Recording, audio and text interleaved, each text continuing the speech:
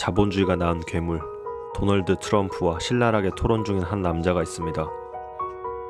이 시대에 돈에 관해서라면 둘째가라면 서러운 사업가이자 자산가, 부자 아빠 가난한 아빠의 저자로 더 유명한 로버트 키요사키는 아주 오래전부터 대중들에게 부자의 마인드셋, 부자의 메커니즘에 대해 설파하며 돈에 관한 무지가 곧 불행으로 연결되는 자본주의 세상에서 많은 이들이 경제적으로 자유로워지고 행복한 삶을 살 수 있도록 뼈때리는 몇 가지 내용을 강조합니다.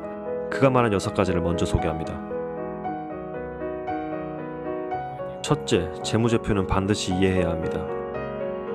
대부분 사람들이 학창시절 숫자와 관련된 과목을 싫어합니다. 저 역시도 회계 과목은 최악이었습니다. 시험 문제를 풀기 위한 회계 수업과 실무 회계도 모르는 선생님에게서 배우는 회계는 흥미를 1도 가질 수 없게 만들었습니다. 그렇게 대학을 졸업한 99%의 학생들이 회계 회자도 모르고 사회로 밀려 나옵니다. 하지만 오늘날 사회에서 돈의 언어라고 할 수 있는 재무제표도 볼 수 없다면 맹인과 마찬가지입니다. 요즘 주린이들 회사의 재무제표도 보지 못하면서 주식에 온 재산을 투자합니다. 또 나중에 은행에 여러분들에게 요구하는 것도 대학교 졸업장이나 성적표가 아니라 여러분들의 좋은 재무제표입니다. 소득은 어디서 어떻게 얼마나 발생했는지, 그리고 가지고 있는 자산은 무엇인지, 부채는 얼마나 있고 기간 현금 흐름은 어떻게 되는지, 이에 따라 여러분들의 등급이 결정되고 은행에서 받을 수 있는 돈의 크기가 달라집니다. 뼈 빠지게 돈을 모아서 투자하는 게 빠를지, 능력만큼 돈을 빌려서 투자하는 게 빠를지 우리는 판단할 수 있어야 합니다. 둘째, 각기 다른 종류의 수입원이 있다는 것을 아셔야 합니다. 이것은 현금 흐름 4사분면입니다. 각자의 알파벳은 완전 다른 영역을 의미하죠. 노동자, 자영업자, 사업가, 투자가. 회사원, 직장인 모두를 포함한 노동자들은 자신의 시간과 노력을 돈과 맞바꿉니다. 거의 일정하게 정해진 만큼만 돈을 벌 수 있죠. 이들은 안정적인 월급과 퇴직금, 연금 혜택을 바라게 되어 있습니다. 전문직을 포함한 자영업자들은 고객들이 찾아올 때마다 자신의 시간과 노력을 직접 사용하여 돈을 법니다. 더 일한 만큼 더 벌 수도 있어 주말이 없이 삽니다. 이렇게 봉급쟁이보다 돈을 더 벌 수는 있지만 최대 매출 수익에는 한계가 있죠. 반면 사업자들은 수많은 직원을 고용하고 그들의 능력과 시간을 활용하여 다른 수준의 돈을 법니다. 그들은 남의 시간을 활용하여 돈을 버는 거죠. 아웃소싱의 귀재들입니다. 투자자는 이런 사업가들에게 투자하여 또 다른 수준의 돈을 법니다. 혼정은한 워렌 버핏이 그렇습니다. 오른쪽은 부자 아빠의 영역이라고 보고 왼쪽은 저희 가난한 아빠와 같은 쪽이라고 봅니다. 이렇게 좌우로 크게 구분되는 영역에 속한 사람들은 완전 다른 가치관과 태도를 보입니다. 감사하게도 저는 부자 아빠 덕분에 이러한 개념에 대해 알 수 있었고 오른쪽 그룹에서 성장할 수 있도록 스스로를 훈련할 수 있었습니다. 만약 제가 이런 개념을 알 수 없었다면 고향에서 어부로 평생 살았거나 군대에서 소형 비행기 운전사가 됐을 겁니다. 하지만 저는 지금 해운사, 항공사를 소유할 수 있고 그러한 회사에 큰 돈을 투자할 수도 있죠. 젊었을 때 직장 생활을 하더라도 어떤 마인드셋과 목표를 가지느냐에 따라 자영업자, 사업가, 투자가 결국 부자로 성장할 수 있습니다. 이렇게 부자가 되기 위해서는 확실히 다른 차원의 공부와 훈련이 필요합니다. 셋째, 높은 수입이 아닌 자산 증식을 위해 일해야 합니다. 대부분 요즘 세대들은 높은 연봉을 받는 직장을 원합니다. 그들은 월세를 낼 수 있는 능력만 갖춰진다면 좋은 외제차를 몰고 싶어하고 휴양지로 고민 없이 여행을 떠납니다. 하지만 이것은 99%의 젊은이들이 파산하는 이유이며 그들이 사고방식은 아주 잘못되어 있습니다. 우리는 수입 파트에 집중할 것이 아니라 자산 파트에 집중해야만 합니다. 이것은 각기 다른 계층의 현금 흐름표입니다. 하위층은 대부분 수입이 단순 비용으로 빠져나갑니다. 월급으로 월세를 내고 생활비를 충당하는 삶이죠. 중산층은 집도 있고 차도 있습니다. 하지만 이것들은 부채를 발생시키죠. 주택담보대출, 마이너스 통장, 자동차 할부값 모두 비용을 발생시키는 부채입니다. 월급을 더 받아도 재무 구조에는 큰 변화가 없습니다. 하지만 상류층은 다릅니다. 그들은 자산에 집중합니다. 자산은 저에게 수익을 가져다 주는 것들입니다. 임대부동산, 주식, 채권, 지적 저작물 등. 저는 더 이상 수입 파트에 대해 생각할 필요가 없습니다. 제가 일하지 않아도 돈이 들어오는 자산을 모으는 데 집중했기 때문입니다. 반면 대부분의 사람들은 부채 때문에 아주 바쁩니다. 집, 차, 명품을 사고 매달 청구서에 허덕이죠. 제가 지금 경제적으로 자유로운 이유는 자산에 집중했기 때문입니다. 현금 흐름 말이죠.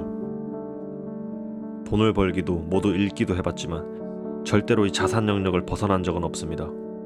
저는 지금도 이 영역을 향상시키고 있고 매일 이 파트에서 새로운 프로젝트를 준비합니다.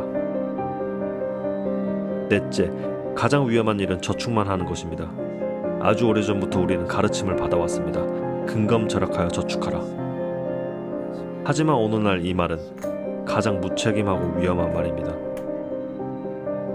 우리는 여러 종류의 돈이 있다는 걸 알아야 합니다. 금, 원자재, 부동산, 주식, 그리고 화폐입니다.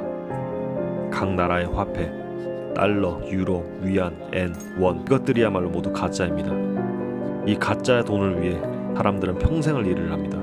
1971년 닉슨 대통령이 근본 위제를 폐지했을 때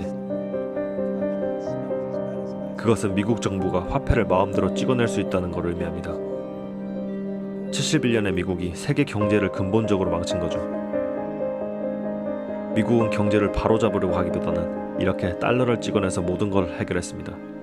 그들은 경제를 바로잡았다고 생각했고 인플레이션은 급등했으며 모든 실물은 비싸지기 시작했습니다.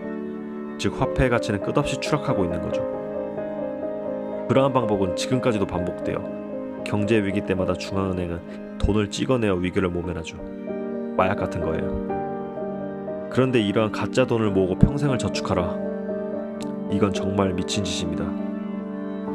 우리는 중앙은행이 무한 복제할 수 없고 수가 한정적이며 실제로 존재하는 실물 자산을 모으는 데 집중해야 합니다. 금, 부동산이 그런 것들입니다. 빚을 내서 부동산을 산 채무자는 승자가 되고 저축한 자는 패자가 되는 게 무서운 현실입니다. 다섯째, 세금이 부를 결정합니다. 대부분 사람들은 세금보다는 높은 연봉, 수입에만 관심을 가집니다. 노동자들은 40%의 세금을 냅니다. 그리고 자영업자들은 60%는 세금을 내죠. 국가는 합법적으로 가난한 사람들을 계속 가난하도록 만들고 있습니다. 복지와 연금이라는 명목은 달콤한 독입니다. 노동자들에게 형성된 거대한 퇴직연금은 엘리트들에 의해 주식, 채권, 부동산 시장의 판돈으로 쓰여집니다. 그리고 그들에게 흘러간 돈은 부자들을 더욱 배부르게 만들어줍니다. 코로나로 모두가 힘든 시기를 보내고 있지만 시장 붕괴를 막기 위해 각 나라의 정부가 미친 듯이 풀어버린 큰돈들은 고스란히 부자들에게로 빨려 들어가고 있습니다. 그렇게 가난한 자들은 계속 부자를 부자로 만들어줍니다. 더 웃긴 건 사업가들은 20%만 세금을 냅니다. 정부는 경제를 발전시키기 위해 사업가들에게 많은 세제 혜택을 주고 있습니다. 그리고 투자자들이 내는 세금은 거의 0에 가깝습니다. 투자자들이 있어야 산업이 살아나기 때문이죠. 참으로 불공평한 세상이죠. 이는 우리가 오른쪽 사분면에서 돈을 벌어야 하는 이유입니다. 꽤나 힘든 일이긴 하지만 장기적으로 봤을 때 저쪽에 있어야만 부자가 되는 거죠. 마지막 여섯째, 실패를 두려워하지 마십시오. 요즘 세대들은 역사상 가장 스마트하고 대부분 고등교육을 받았습니다. 손 안의 스마트폰으로 언제 어디서든 세상의 정보와 노하우를 얻을 수 있죠. 젊은 사람들은 웬만한 일에 대해서 옳은 정답을 알고 있다고 생각합니다. 그러나 헛똑똑이죠. 실패가 어떤 건지 너무 잘 알아서 리스크를 갖지 않으려 합니다. 무대뽀로 부딪힐 줄 모릅니다. 똑똑함이 오히려 그들의 세계를 좁게 가두는 거죠. 무엇이든 행동을 해야지만 정말로 그것이 무엇인지 깨달을 수 있고 성장할 수 있습니다. 수만 가지 생각보다 하나의 행동이 더 큰 가치가 있습니다. 계속해서 안정적이길 바란다면 죽는 날까지 바보로 남을 겁니다. 명심하세요. 아무것도 도전하지 않는 것이 가장 위험한 것입니다.